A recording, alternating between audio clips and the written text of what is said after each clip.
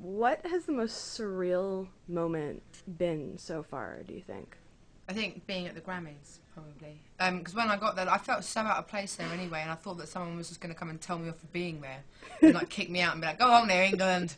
But it was like, it was really, really amazing, and it was like at the Staples Centre, like in the kind of the walkways around the auditorium, was like everyone just walking around, like really normal, like, and they're really strict about like people walking in and out of the auditorium when the show's going out live. So out in the wings was me, P Diddy, Neil Diamond, and Jay Z just hanging out, like literally. I mean, I weren't chatting to them; they didn't know who I was.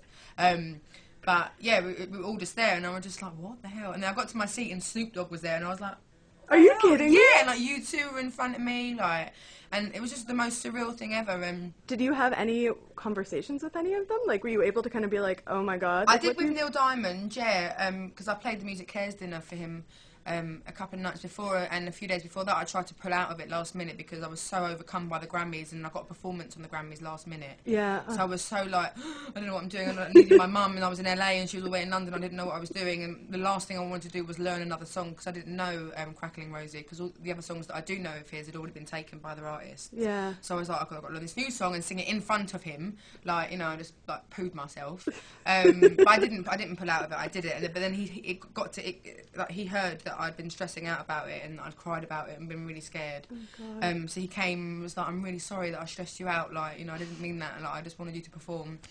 So he was really, really lovely, and when I went up for Best New Artist, as I was walking around, I felt so out of place, and I saw Coldplay, who I'd never met before, and I felt like they were my brothers or something, or they were my uncles. I was like, who do I hug? I was like, oh my god, help me! And like, when I saw Duffy, I felt like I was with my sister or something, and like, it was just, do you know what I mean? Like, them things from home, it Yeah. was just like, because it was so surreal, and everyone there was a superstar that I've grown up knowing of. Yeah. Seeing them, I was just like, it was like a little piece of home in like the biggest circus ever.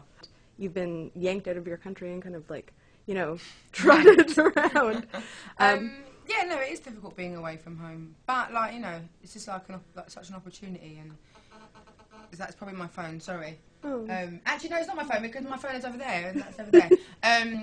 Yeah, it's an opportunity, and you know, a lot of artists don't get this, especially in their first album. Like, I didn't even think I'd get the opportunity to release my debut album from the UK here. Yeah. Same as American artists here. Like, if you look at, I'm not comparing myself to her at all because we're completely different, of course, and I have not got the same thighs as her.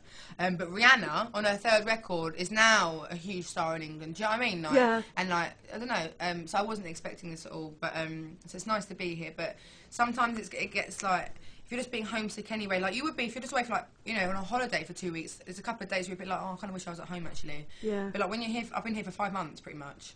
And I'm starting to really miss stupid things like brands, as well as my family and friends and my bed and my bedding. I'm starting to miss like Lenore, which is a fabric softener, and like, do you know what I mean? And, like Gherkins and like Flora butter. Like I'm starting to miss really stupid, pathetic, like a 100 capacity room to like play like a 5,000 capacity room, or like I think it's like almost 3,000, isn't it, Massey Hall? Yeah. Like I've been touring so much, like, and it's like my third time in Toronto. So yeah, I kind of chat a bit more now, you know, a bit more professional. Work the crowd. Or You try have to them at least. eating out of your hands. Yeah. What are some of your favorite covers to do on stage now? Well, I love doing Many Shades of Black, the Raconteurs song I did with them. Oh, yeah. Like, it was such a thrill to be asked to do that by them and sing their song. So I love doing that, and I love doing it in my band because, like, my band are wicked. I love my band so much; they're so amazing. Also, like, love doing Etta James covers. Sometimes I usually do Fool That I Am, but sometimes I'd rather go blind. I do what else? I do Sam Cooke as well, and I do the Make Feel My Love Dylan track, which is on the album. But I'm gonna for my New York show, I'm gonna be adding a Brandy Carlisle. I love her so much, Brandy Carlisle. She's great. Blows my mind. I think she is so good. So I'm gonna do Hiding My Heart and Turpentine at the Roseland. I don't know. It's kind of fun because I'm in like stages like of like finishing my first album, like kind of work. You know, when I say working, I don't mean like 9 to 5. I mean like working as in like working my arse off. I don't mean like, I don't think my job is a job really. You know. Yeah, but you know, and it's like I don't want to play that many. I don't want to play like whole songs of new songs yet because I don't mind people hearing. I don't mind if they get on the internet, but I don't want people having opinions Yeah. new songs that I might not even use yet. Do you know what I mean? Yeah. Like, it really scares me. So that's why I don't really want to do new songs. So it's nice just to, like, every day, me and my guitarist just learn a cover, whether we do it live or not, or a radio show or whatever. It's just fun to kind of be doing other stuff, other new songs, you know, which makes it so that I don't get bored of my 19 record. That's fantastic. In terms of, you know, this last album was about, you know, heartbreak and kind of getting over that and longing. Do you have any idea about the themes that you're drawn to writing about for, you know, your next? Yeah, no, it's exactly the same. It's exactly the same problem with the boys that I've always had. Worse. In fact, they're more worse. They're worse these days. But yeah, I mean, it's not as like pathetic as the first album. The first album, it was like, no, but it was the first time I was proper in love. It wasn't just a teenage fling. It was like I would die for that boy. Do you know what I mean? So when it went sour, and it was so good, and when it went sour, I'd never been so in love, and when something went sour, it never affected me that much. But with this, it just like broke my heart. So that's what that one was kind of about, and it was like really like, love me, like please don't do this, you're gonna ruin it. Whereas this one's kind of like, all right, it's over, fuck off then, get out of my house, pack your bags, get out of my bed. But it's more kind of like that, but it's still sad, you know. Yeah. But you know, I'm gonna have a few upbeat songs. I've got this a cappella tune that's just like, it's about this boy that I met in the summer, and like he was like, and I don't really trust people very easily, and I never have. It's not because of what I do, I just never have. I've never been that up for meeting brand new people.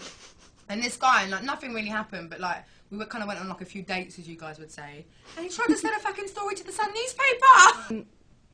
I know that you've also talked a bit about how, you know, in the future, and one thing that you would consider doing is writing songs for other people. How did you figure out that that was kind of the way to go, or that that was, you know, I guess, as they would call it in the business, a revenue stream? Like writing my own songs. Well, yeah, but I mean, writing for other artists. You know. I don't know. I mean, I write my own songs because so I can sing them with passion, so I can know what I'm singing about and be convincing. Because like, my favourite artist is Etta James, and even though she never wrote any of her songs, she is the most convincing artist, like singer ever. And I believe every single word and breath and note that she does. But writing songs for other people, that was my intention anyway. Before I started doing this, I never ever in my wildest dreams ever thought I'd get a record deal. So I thought like, and I didn't really want a record deal, if I'm honest. I didn't want to be in front of the camera. I wanted to be behind it. I wanted to be an A&R or something. I was just like, because I didn't think it was going to happen, I didn't want to bother dreaming about something that would never happen. So I think I just kind of settled for doing behind the scenes stuff, which just kind of, I don't know. But now I have this, I would never ever want to swap it for anything in the world. But writing songs for other people, like, you know, I am a songwriter, and I'm not taken serious as a songwriter yet, as serious as I am as a singer. But that's fine, because that will come in time, and I'm on my debut record. But I am a proper songwriter, do you know what I mean? And my repertoire of writing songs is broad. I can write jazz and I can write pop, and I'm starting to learn how to arrange like string arrangements and stuff like that. And there's like, I wrote this song which needs bikinis in it, and I'm not going to get in a bikini for a video for the world to see. So I said in an interview, I've got this song, but Pussycat Dolls should have it, and they actually want it. It's great. They haven't heard it yet, so they might hate it. But I don't know. It's just like, you know, I don't want to be 50 years old and still singing Chasing Pavements. Do you know what I mean? Like, yeah. I'm not like, if this ends in like 20 years, I'm not gonna just be like, you know, music's my life, I'm going to keep doing it. I'm not going to embarrass myself. Do you know what I mean? If I lose, like, whatever spark it is that's going on, I'm not going to, like, continue and just be embarrassing. Do you know what I mean? I'd rather just go and live in a beautiful little house somewhere. Well, and it would be... some, like, husband that paints airplanes or something. No, but I do think in some ways, you know, the saddest thing in the world is people who are so terrified of giving up performing that they will, you know, keep going out on, let's say, the casino circuit and singing the one hit that everyone wants to hear. I could never do that.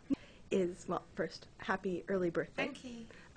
And I was wondering how you were going to celebrate it other than performing. If I was in London, I'd probably go out with my friends. I had a panic attack about 3 weeks ago. Like, my mate was like, why are you playing in New York on your 21st? I was like, I don't know. I don't know, actually. Like, because my last show in England was in December, so I could have done like a really big show in Brixton, like the Brixton Academy, which is where I grew up. Yeah.